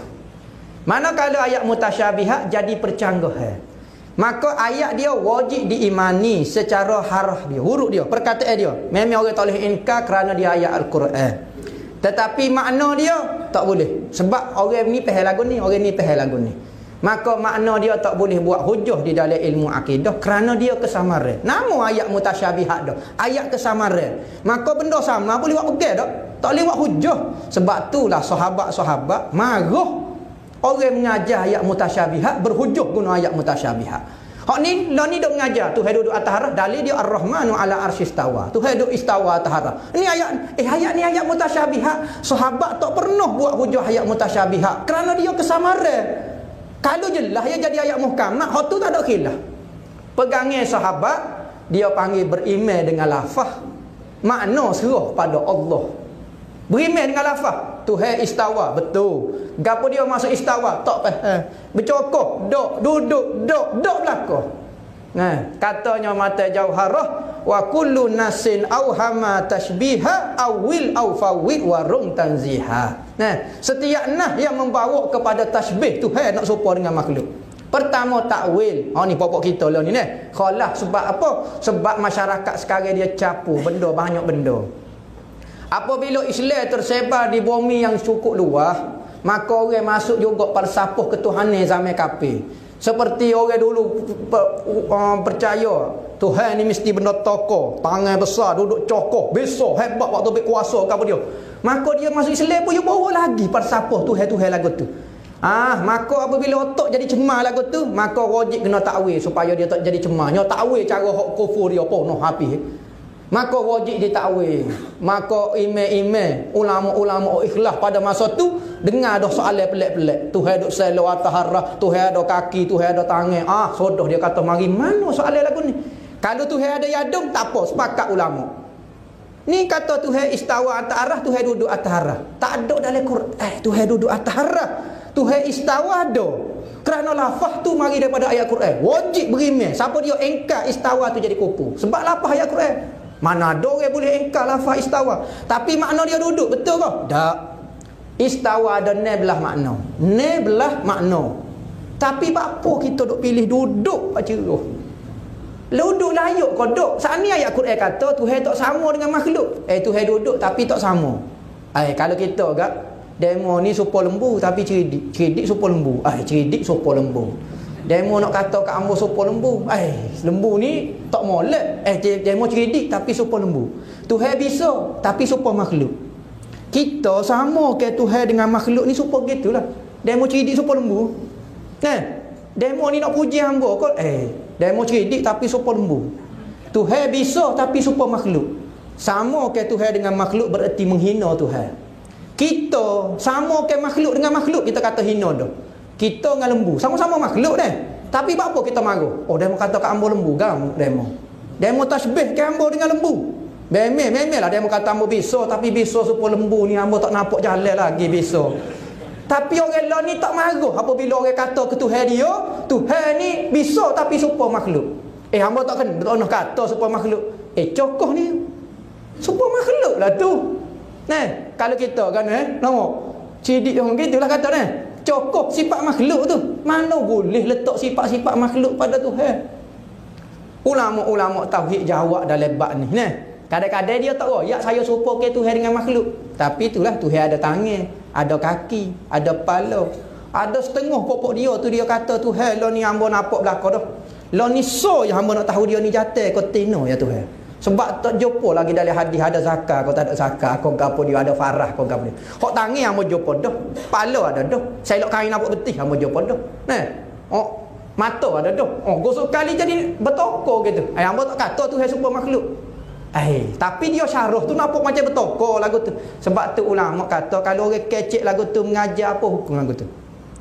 Tuhan duduk tapi duduk yang layak.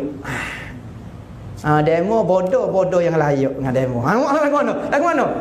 Duduk ni sifat tak layak dengan Tuhan. Sifat hina Tuhan. Tiba-tiba dia duduk layak pula. Duduk lagu mana? Suruh duduk layak. Cokor, netel, nega, duduk caca, duduk lagu mana? Hok layak dengan Tuhan. Hok tu tak boleh nak tanya. Supaya hamba kata demo bodoh yang layak. Oh gamak bodoh. Hina tidak? Lepas tu demo kata duduk. Duduk ni perbuatan hina. Mana boleh duduk jadi bertepak, jadi bertokor. Ni makna keliru. Maka ulama kata kalau kecek lagu tu lagu mana? Jadi kupu kodok. Khilaf ulama. Haram. Kecek lagu tu.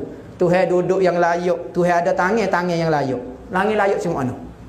Misalnya pak. 3 butir, 30 tangan, 1000 tangan. Hok layak lagu mana? Apabila sebut tangan, mana kita tergambar? Mesti duduk atas. Kalau duduk bawah, panggil kaki. Nah. Apabila orang ngajar lagu tu jadi bertokor tu. Ni jadi mujassimah ni. Ulama tauhid jaga awal-awal lagi takut kita tergambar toko, mentoko ke Tuhan panggil. Mentajsim ataupun memujassimah ke Tuhan. Maka kata-kata lagu ni haram dah. Haram sepakat. Kerana memberi waham, memberi faham masyarakat kata Tuhan itu bertokor. Tuhan ada tangan. Tangan yang layak lah. Tapi yang mau faham tangan di atas lah deh. Tangan kena di atas lah. Kalau di bawah panggil kaki. Jadi nampak tu. Ada tangan. Patah ada kaki. Patah ada mata. Ada mata. Tapi mata yang layak lah. Nampak ni selingor yang layak. Layak belakang. Pelik sungguh kata. Gosok sekali nampak toko-toko tu. Ni panggil mujassimah. Lebih-lebih lagi kita ni orang hok dok biasa sembah tokong Tuhan hok jenis bertokor. Lagi-lagi lah nampak tergambar hok tokor.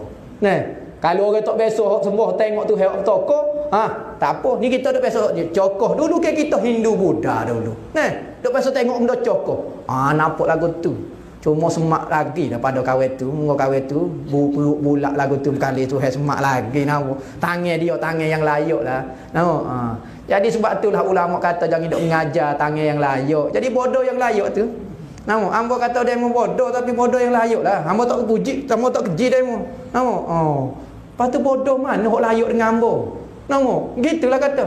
Menghina Tuhan, menyamakan Tuhan dengan makhluk ni, menghina Tuhan. Sama-sama makhluk orang tak samakan dah. Jadi sahabat pergi lagu mana? Ayat-ayat Quran. 300 satu zaman Nabi sampai 300 dia tak buat ngajar, hanya baca dalam Quran primer gitu perkataan dia. Ni soalan pertama nak ngaji dengan hamba, Tuhan duk mana? Atas harah, kemah, ngaji dengan hamba. Nyawak soalan pula soalan utama, akidah perbahasan utama. Mari tanya, okey Tuhan duk mana dah ni? Tanya Tuhan duk mana?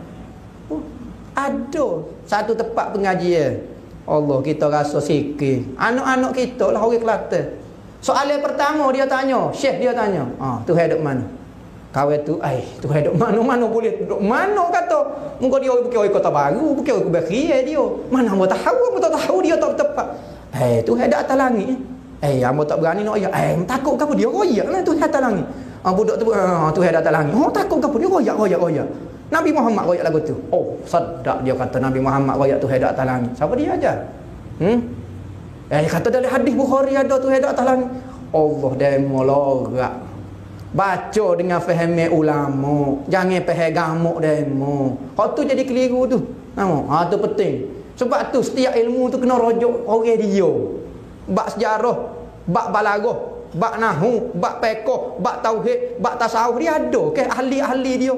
Tok pekoh ni daripada yak dulu sampai keluar ni kerja dia duk mikir masalah orang nak jawab dia. Ni seluruh dunia tok pekoh dia panggil. Ulama tauhid pula tok guru usul pula daripada dulu duk faham bab jawapan bab usul. Kita kabar-kabar tak mengaji cakap nak jawab bab usul tanya pokok dia lah. Nah, cakap dia tak baca hadis Bukhari tu. Hadis hok kata dia tunjuk ke langit, tunjuk kat gini. Lepas tu ada atas langit, tunjuk gitu tu ada atas langit. Takut dia kata tu hesa tak tahu. Nak kata lagu mana? Lepas tu riwayat hadis tu khilaf pula. Hadis tu mutarrab pula. Hadis ni Bukhari. Bukhari pun kalau bercanggah dengan usul syariat terbatal hadis sahih. Ngaji pula balik ilmu sahih. Tengok riwayat yang lebih sahih dari dia. Tengok dari Muwatta kata lagu lain. Muwatta ni ditulis oleh Imam Malik. Hadis ni dikumpul zaman salah lagi. Imam Malik ini zaman dia di zaman Imam Syafi'i, tok guru pada Imam Syafi'i. Imam Syafi'i ni melahir tahun 150, meninggal tahun 204 ya. Duk lama salah. Kitab ni Muwatta ni, kalau Muwatta ni Imam Syafi'i kata tidak ada hadis yang paling sahih di sisi hamba kecuali Muwatta Imam Malik.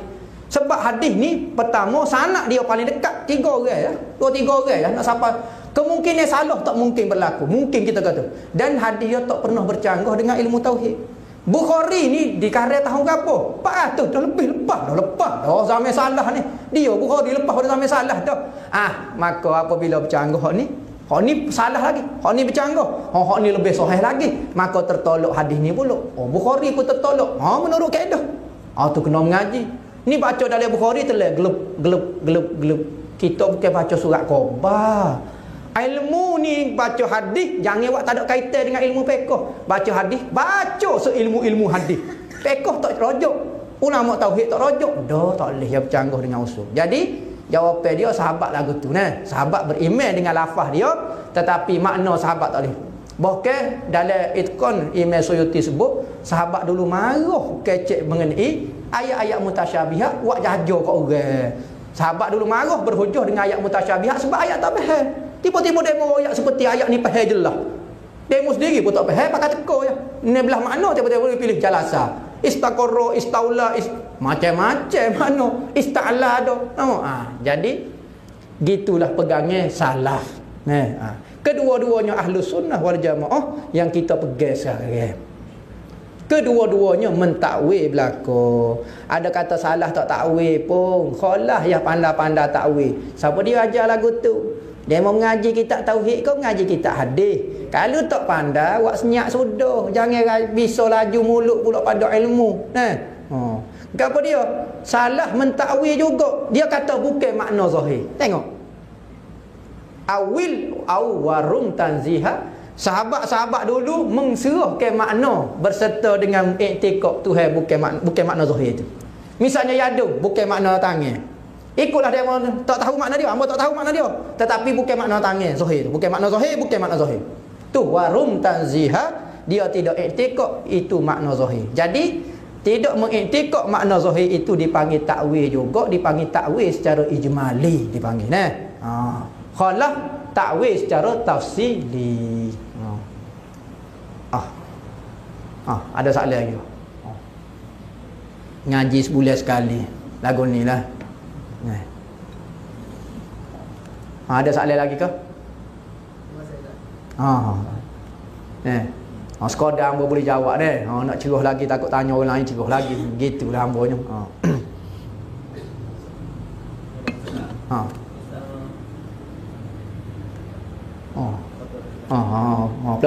Lepas ni takut rebuh bersikas okey.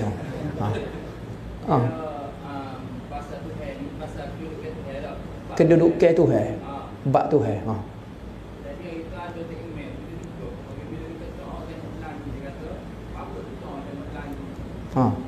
Jadi kita nak sabit dengan ayat sabit semua fikir ala itu tinggi itu pada Koyak dulu faham kita dulu pagi kita tengoklah lagu mana betul kau tidak. Jadi ada kesalahan pada kita doa kita minta dengan macam kita agak betul tempat tinggilah. Jadi kita doa gitu. Jadi ada segi kita betul kesalahan gini. Masalah kita berdoa tengok ke langit. Sunat kita tengok ke langit kerana kiblat doa itu di langit. Semua permintaan kita akan diangkat di langit. Tu tempat himpun segala amalan dan doa-doa permintaan hamba. Sunat kita tengok. Kalau kita nak masuk maiding, mesti kita tengok pintu dia ni. Kau orang jalan tengok kau ni masuk pintu, bom, nerak lah jawapan dia kena tengok pintu. Maka orang berdoa biasa dia lagu tu. Sunat tak ada tangan ke langit. Tak ada tangan ke langit dan sunat kita tengok ke langit. Itu kiblat doa. Kiblat tanya sembahyang, kita tengok ke depan dan tengok tempat sujud. Adakah ketika kita sembahyang Tuhan duduk di tempat sujud? Kita cerita gitu ke? Ketika kita duduk sujud Tuhan duduk tempat sujud kali. Sebab kita tengok ke langit. Kita tengok tempat sujud. Adakah semata-mata kita tengok ke langit berarti kita i'tiqad Tuhan duduk atas langit? Tak. Tu kiblat dia. Cara nak. Kalau semayang pakat ngadak Kaabah belakang, bukan Tuhan duduk dalam Kaabah. Kalau duduk dalam Kaabah ke, baik umur kita kata. Hekong lagi panas berketuk nyanyo misalnya. Jadi pemandangan ataupun pandangan mata ni tak menunjuk ke akidah i'tiqad. Kalau orang i'tiqad Tuhan duduk atas jadi kupur. Kerana atas bawah ini sifat bagi jirim, sifat bagi makhluk yang bertokor, yang boleh kita kata dia berada di atas. Kerana tempat-tempat ini adalah kejadian Tuhan, makhluk Tuhan. Dalam hadis Bukhari kata, Tuhan ini tidak ada sesuatu di samping dia. Sebelum dia mencipta makhluk, tempat di atas, di bawah, tak ada sebelum Tuhan. Tiba-tiba kita kata Tuhan berada di atas. Ada benda di samping Tuhan, iaitu ada benda di atas, di bawah, di kanan. Berarti kita duduk bawah Tuhan. Salah ikut lagu tu. Boleh membawa kepada kufur. Tapi kalau kita masuk ke Tuhan itu maha tinggi, dari sudut pangkat dia tinggi, maha besar, maha hebat. Nah, tak apa tu. Supaya cikgu besar. Nampak cikgu besar tu, yang kecil ya. Oh, cikgu besar tu. Bukan dia besar. Oh, hijau tinggi tu. Nampak? Oh, jangan. Pakak tinggi. Dia tidur atas pohonnya. Dok. Pejabat dia bawah tanah ya. Pakak tinggi. Lagu tu tak apa. Tapi kalau kita telitah, tekok Tuhan duduk atas. Sudah. Bertokok Tuhan. Kena mengaji semula, kena baki semula. Ada ulama menghukumkan makruh. Kita kalau sebut la ilaha illallah, kita tunggu ke langit. Takut-takut memberi waham Tuhan berada di langit pula. Ada riwayat kata makruh kita tengok gini sebab takut orang faham kita Tuhan di atas langit. Ada juga pendapat kata makruh lagu tu. Berkali tu email tu lari atas pendapat tu berkali. Ya takut orang kita duk gini, duk koyak gini, dia mari pas litah dalam perut pedas kita kata Tuhan di atas langit pula. Takut lagu tu. Tapi kalau semata-mata tengok lagu ni tu sunat pula. Nah, takut mari masuk pas dalam ni jadi punah tu. Lagu tu ya apa dia. Oh lari dah nak nanya. Pakai jodoh dia. Oh 9.30 dah tu. Kau ada nak nanya? Tak ada ke? Wallahu a'lam. Bismillahirrahmanirrahim. Allahumma khtim lana bi husnil khatimah wa la takhtim alaina ya Allah bi su'il khatimah. Rabbana atina fid dunya hasanah wa fil akhirati hasanah wa qina azabannar. Sallallahu ala sayyidina Muhammadin wa ala alihi wa sahbihi wasallam. Alhamdulillahi rabbil alamin. Jadi hamba jawab soalan ni, hamba jawab cara orang kita ni, cara pokok kita. Jadi tak ilmiah sangat ni. Nak dalil hujah Quran hadis ni kena pergi pondok lah ni. Kita buka kitab sungguh-sungguh. Jadi hamba jawab ni sesuai untuk cara-cara masyarakat kita ni. Kira mudah faham kata. Nama kata tak ada Quran hadis pun. Kita pergi Quran hadis nak tanya pula sahih pun tak faham dah. Nama jadi payah. Sebab tu guru tua dulu kita mengajar hadis. Tak boleh mari dalil sebab dia kali yang mengajar pun nampak orang kampung tak faham juga. Baik pakai ayat boleh tak boleh gitu ya. Wallahu a'lam.